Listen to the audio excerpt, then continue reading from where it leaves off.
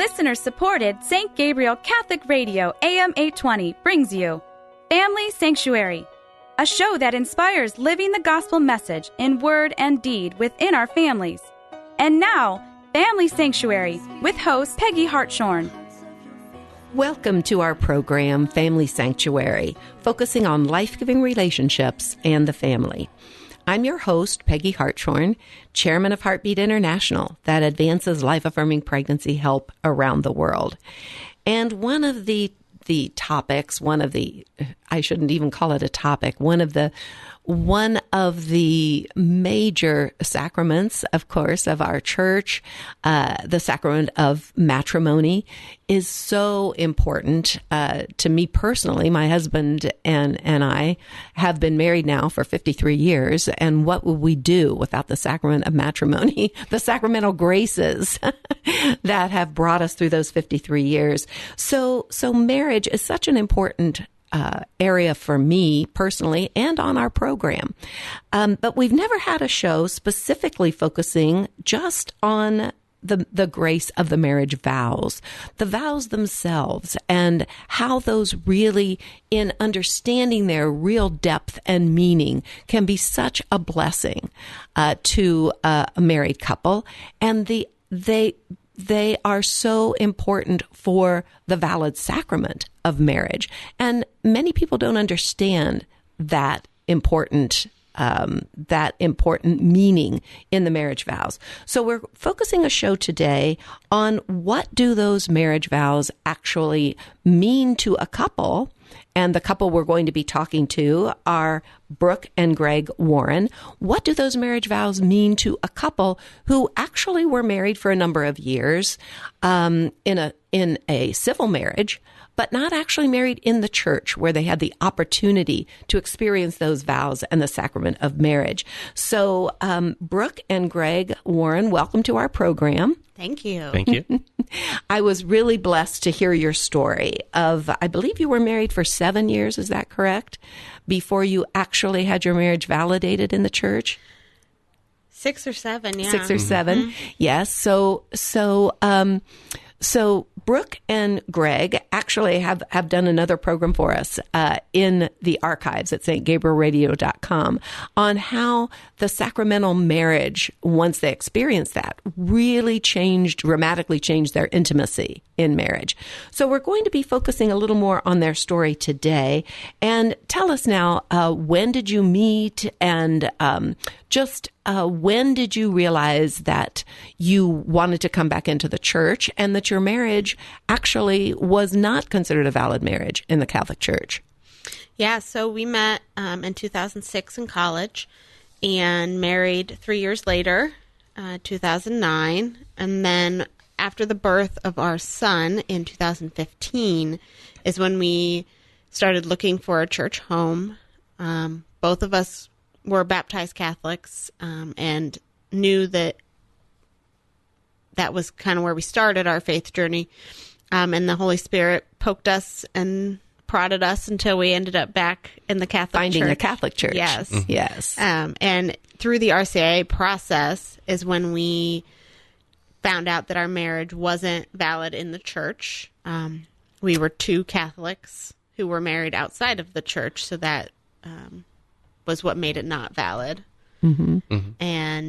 And so I think you told me you were married in a generally secular ceremony, although you did write your own vows. Is that correct? Mm-hmm. Right. We hired our officiant pretty much, and we wrote our vows. They were pretty traditional. Some of them, I think, were the same ones as what we said in the convalidation.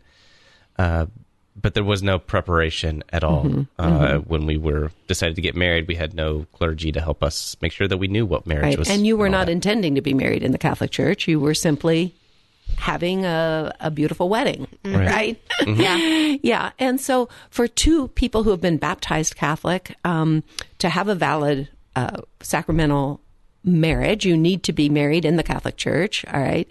And for a Catholic marrying another baptized person, that's also the case, unless they have had preparation, they've had permission.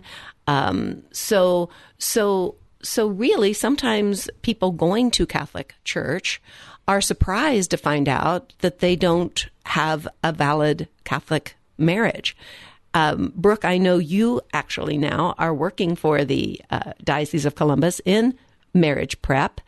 And so what are the kind of occasions when couples find out, and sometimes I bet they're surprised to find out that they don't have what's considered a valid Catholic marriage? Yeah. So for us, like I said, it was through the RCIA process when we came back to the church.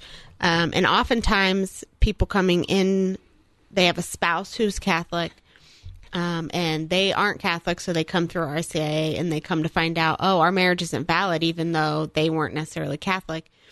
So they have to do it then. When they get their children baptized, oftentimes it comes up then.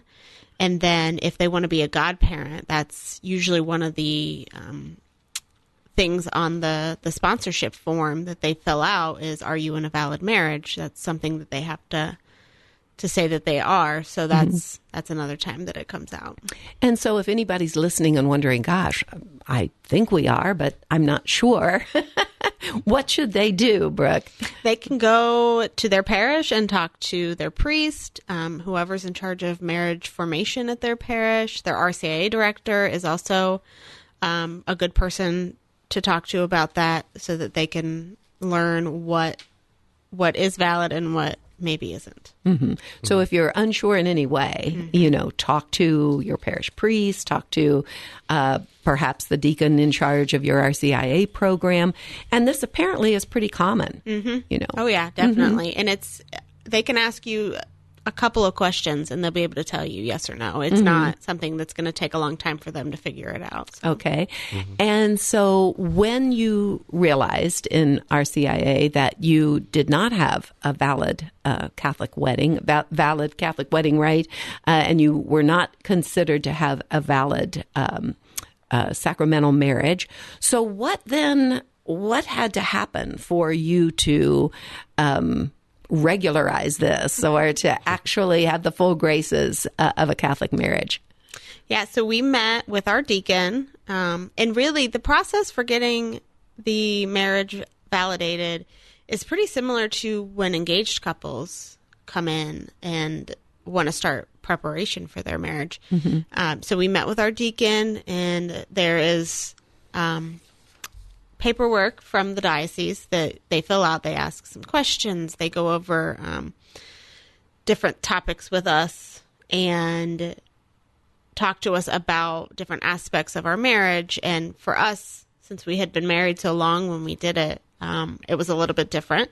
But just, talking about, are we open to children? Are we, open to life and the church, and allowing the God to be in our children's lives and things like that.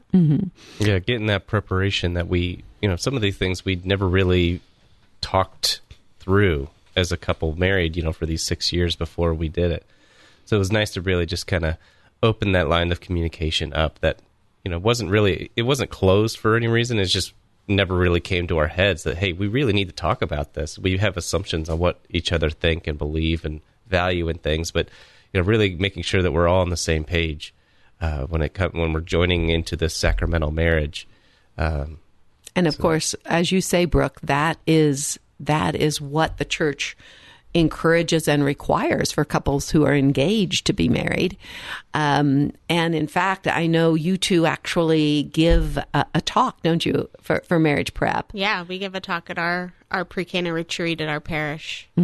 Tell me how, this might be a good time to tell us, how in general does the Catholic Church prepare couples for marriage once they become engaged? Because I know that's something you're really devoting yourself to, Brooke. Yeah, so each parish kind of has their own plan. The diocese itself lays out a basic plan, and then we give them best practices.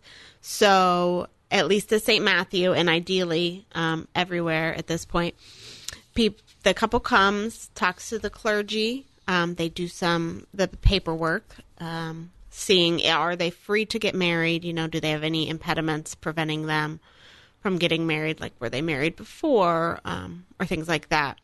And then they ideally would have some sort of mentor couple to walk with them on this journey. And then they will attend the diocesan pre-Cana retreats. The way they work now, they're very different from what they used to be with the big retreats. They're more parish-based retreats, so much smaller, much more intimate, and really getting to know couples at your own parish where you're getting married is the hope for it. And then taking a natural family planning class of some kind would also be part of marriage preparation. Mm-hmm. So you mentioned we call it pre-Cana. Greg, why do we call it pre-Cana? What does that mean? It was the wedding at Cana, right? Where before, if your marriage isn't sacramental, it's a civil marriage. Man, that could be a beautiful thing still, can't it, huh? But when you invite Jesus to your marriage, it's like inviting the best party guest ever. He made gallons of wine. And he wants the best wine, yeah. So, he wants to fill your marriage with that grace, with that new wine. So, you've got some wine now. It's, that $4.99 a bottle kind of stuff. And now Jesus comes in, and man, now you got like $100 bottles, and they're everywhere. So, just that the need to bring him into your marriage, and just the amount of grace and love that, your civil marriage is awesome. But how much better is that civil marriage when Jesus is there? Wow. Yeah, that's a beautiful image. And, I've talked about pre-Cana for a number of years. My husband and I were a pre-Cana couple. But I don't think the real meaning of pre-Cana really struck me as much. So before Jesus and after Jesus comes into the marriage, right. And you two have experienced that, absolutely, before Jesus and after Jesus. So let me ask you to explain what really occurred when you validated this marriage, because you went through then a marriage prep, a pre-Cana, just like you had been an engaged couple, and you took an NFP course. And then let's talk a minute about what you actually then experienced. You actually had another ceremony. Is that correct? Yeah, we did. We had really, it was a wedding outside of Mass because we hadn't come back fully into the church yet when we did it.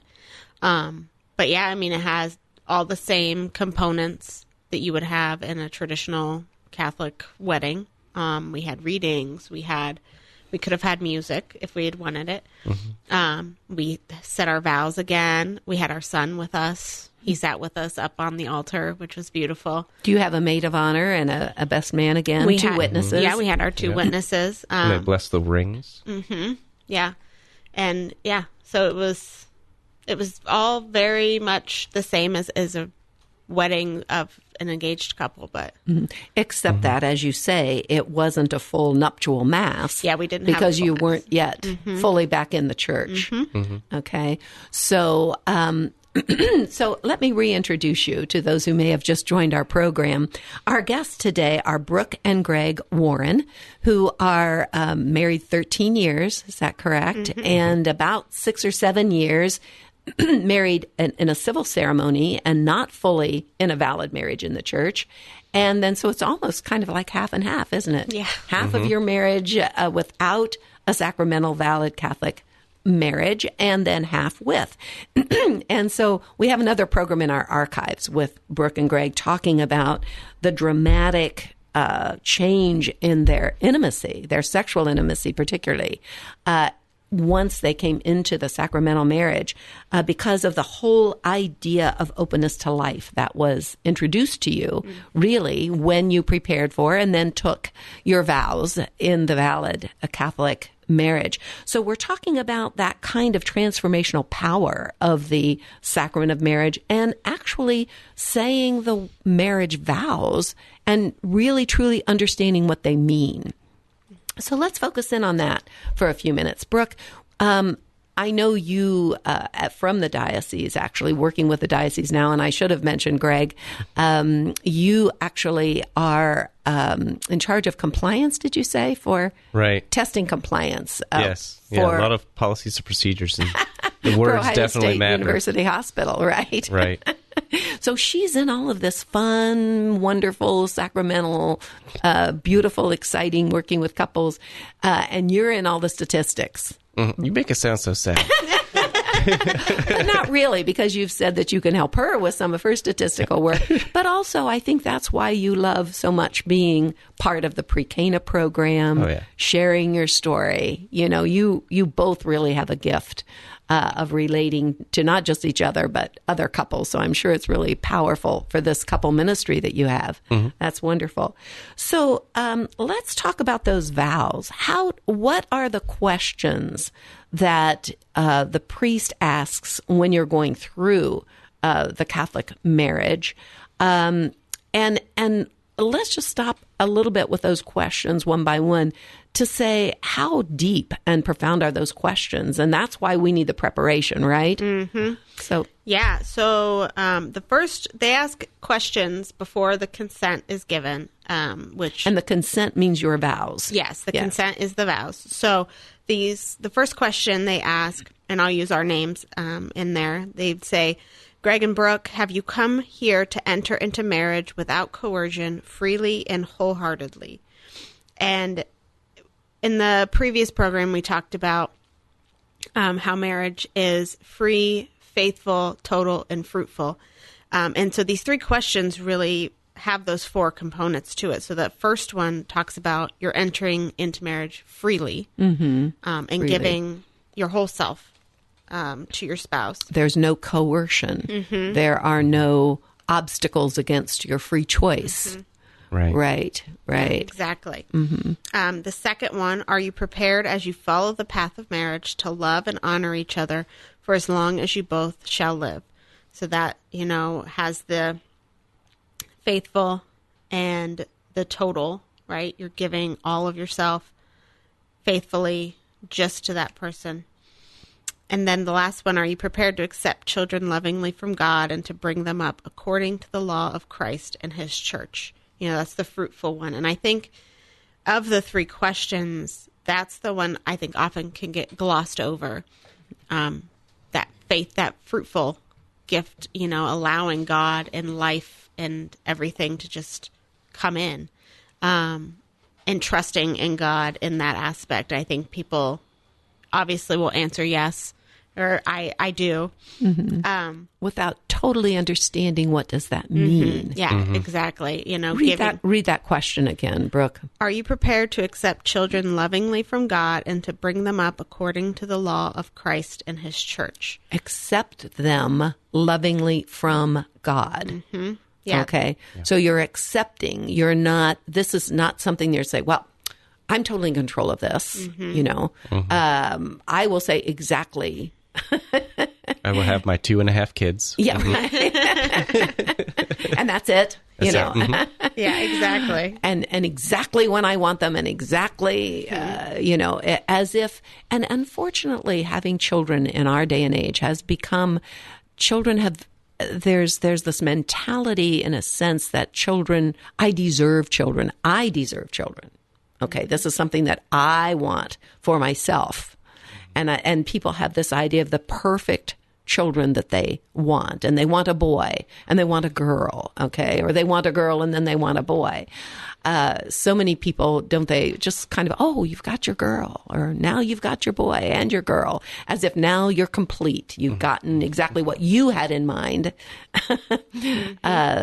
Or twins. It always amazes me how many people think twins are so darling. Oh, I want twins. It's something that they somehow have in mind what they want versus accepting children lovingly from God. It's a very different concept, isn't it? Well, and even that wording, accepting children lovingly from God, he's giving them to you, right? They're a gift. They're not your own. They're his. They're not a possession.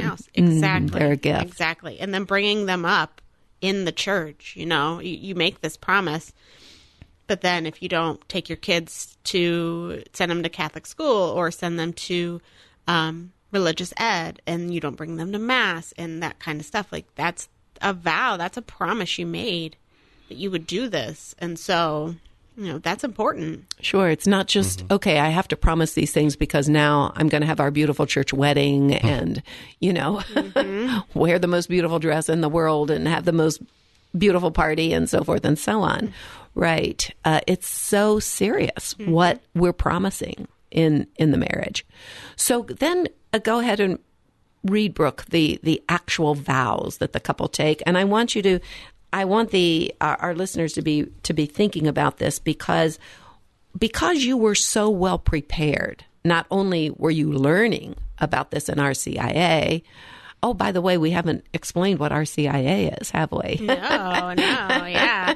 Rite of Christian Initiation for Adults. And I think I've heard that we're changing that, aren't we? Is it the order now, going to be the order of Christian initiation? Basically, your instructional classes before coming into the church fully. So when you were learning about this in RCIA, but you were also learning because you were in a really good pre-Cana program preparing you. And you knew what you were hearing because you had experienced already for about 6.5 years a more secular marriage. Loving, but more secular. Yeah. So all of this really hit you strongly. You saw the difference here. Okay, so read us the vows, would you, Brooke, that you and Greg took when you had your marriage validated? Yeah, so the deacon who did our convalidation, he would say, since it is your intention to enter into the covenant of holy matrimony, join your right hands and declare your consent before God and his church. And I'll just read the bride side because they're both the same. But I'd said, I, Brooke, take you, Greg, to be my husband. I promise to be faithful to you in good times and in bad, in sickness and in health, to love you and to honor you all the days of my life. And then, of course, Greg says the same from his perspective. Yeah.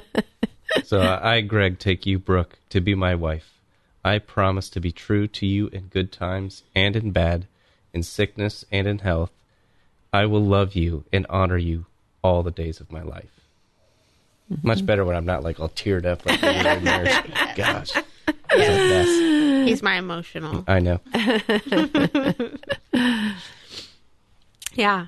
And just, it's even saying them now is just kind of pulls at your heart, and reminds you of just how much love we have for each other, but also just thinking about, good times and bad and sickness and health and remembering, even in our lives, Christ, he gives us crosses to bear, but he's going to help us, right? He's going to help us with them. And even in our marriage, you have your ups, you have your downs, and Christ is always there.